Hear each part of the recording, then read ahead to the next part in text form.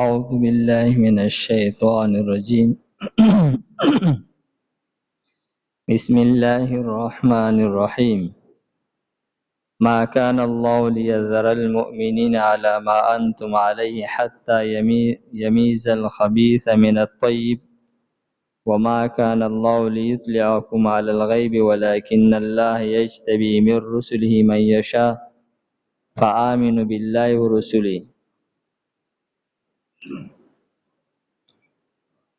مخکې آیت مبارکه کې د منافقینو د پاره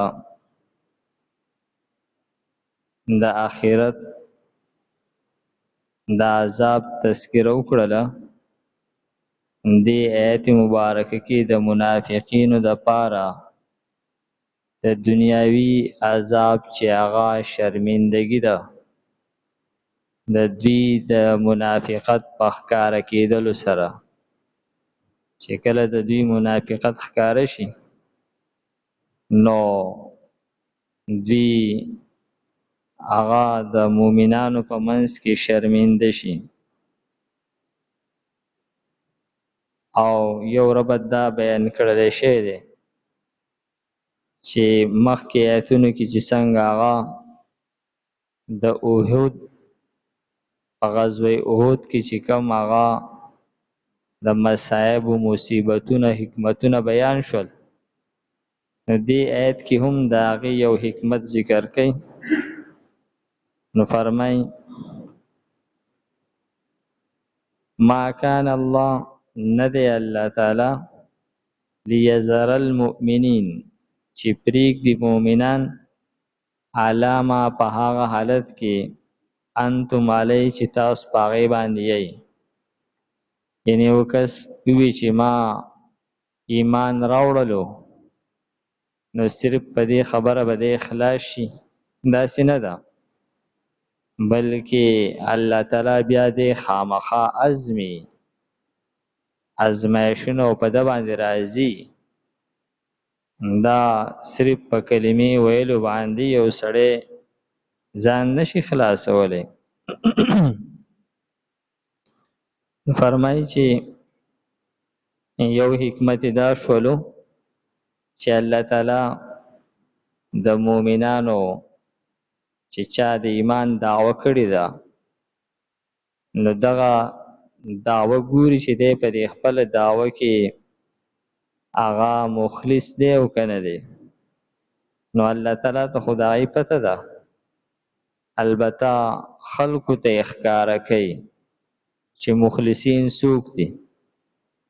نو په دې کې خود به خود دا پته ولګي چې کم کس هغه په دې دعوه کې مخلص دی او کم کس هغه د ژبې سرسري وعده کړې ده. نو په دې سره مؤمنان او منافقان چې دا ښکاره شي. نو فرمایي چې حتی تر دې پورې یمیز الخبیثه چې جدا شي پلیت من الطیب د پاک نه. پاک او پلیت جدا کولو دپاره په دوی باندې به خامخا ازمایش کولی کېږي. کم کس دا کلمه په زړه سره ویلې ده او چا سرسري ویلې ده، چې دا جدا شي ښکاره شي. نو یو معنی د خبیث او د طیب کړلی شي. د خبیث معنا منافق او طیب معنا مؤمن. یو معنی دا کړلی شي ده چې د خبیث نه مراد ګناه ده او طیب نه مراد مؤمن دی، چې د دې دپاره چې د دې مؤمن نه دا ګناهونه وریږي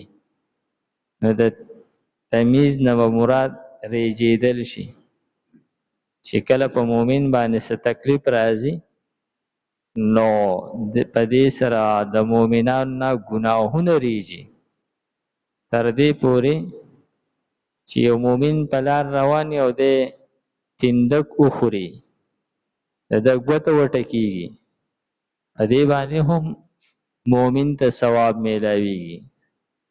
تر دې پورې چې دی جیب ته لاس کړي او دی چابي راالي او د ده په لاس چابي رانشي او دی ګبراو شي چې زمانه دا شی ورک شوی دی بل جیب ته لاس کې پای کې هم نه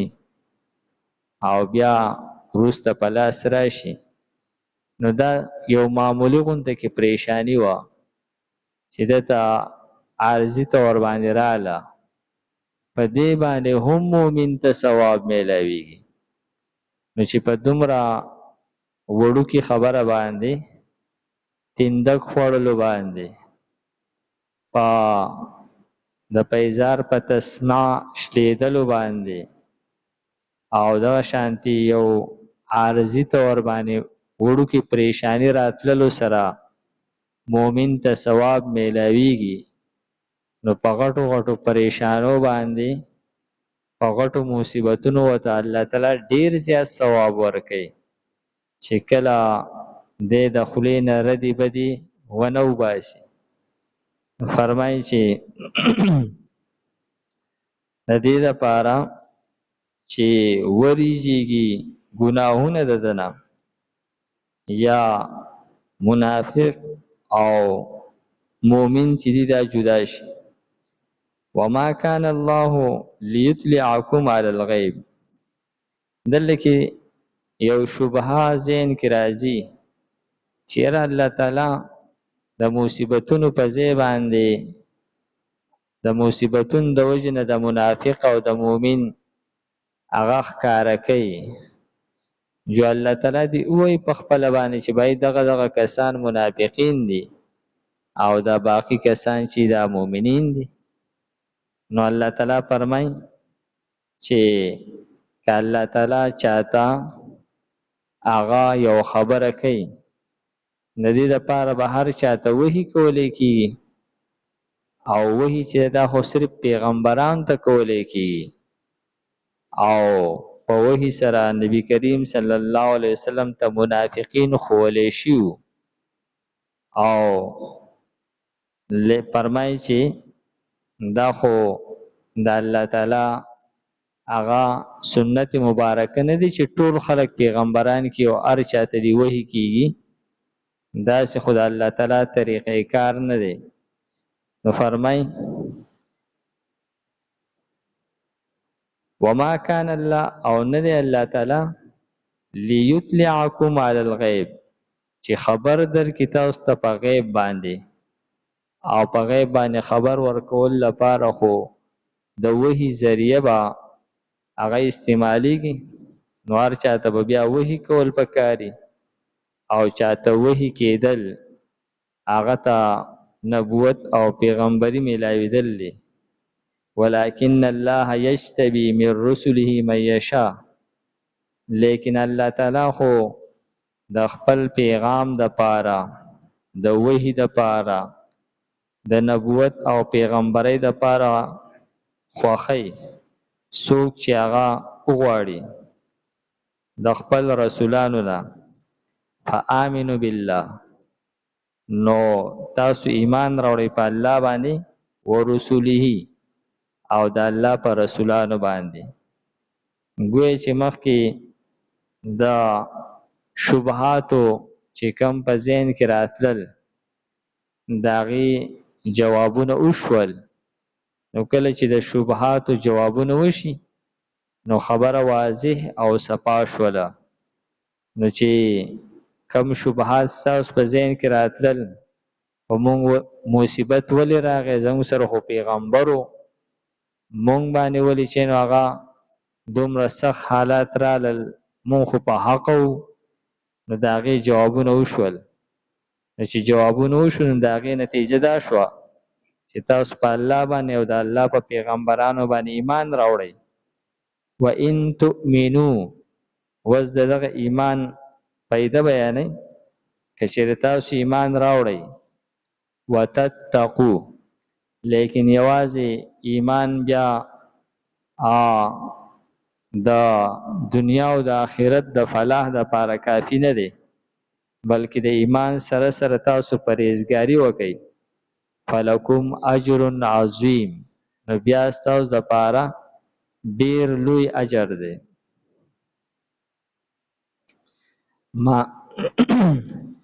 ما کان الله، نه دی الله تعالی لیذر المؤمنین چې پرېږدي مؤمنان علامه په هغه کلمه باندې،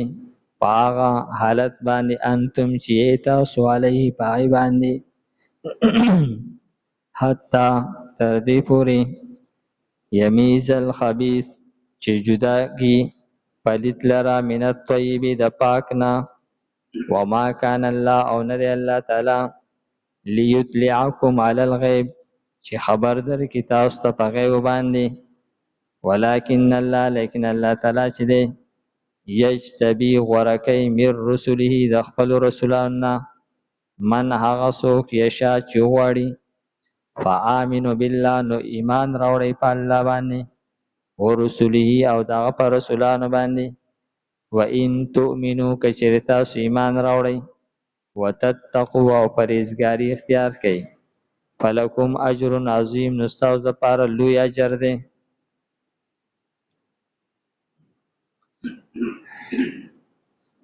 الحمدلله رب العالمین والعاقبة للمتقین والصلاة والسلام علی خیر خلقه محمد وآله واصحابه اجمعین. پروردگار زموږ دا ناسته په خپل دربار کې قبول کړي. پروردگار موږ ته د قرآن پاک سمجھ بوجھ را نصیب کړي. د مرګ نه مخکې د عمل کولو توفیق راکړي. یو بیمار دی، دعا وکړئ پروردگار ته شفای کامله عاجله دایمه مستمره نصیب کړي. موږ د جومات کې کار روان دی، یو ملګري جومات په چنده کې 9000 روپۍ تعاون کړی دی. یو بل ملګري جومات په چنده کې 6000 روپۍ تعاون کړی دی. دعا وکړئ پروردگار ته ولدي دنیا ته ولدي بدله په دنیا او آخر باندې ورکړي. پروردگار مال الواد کې برکت واچي. پروردگار مشکلات مسائل ختم کړي. د زړه حاجتونه او مرادونه پوره کړي. وصلی الله تعالی علی خیر خلقه محمد وآله واصحابه اجمعین برحمتک یا ارحم الراحمین.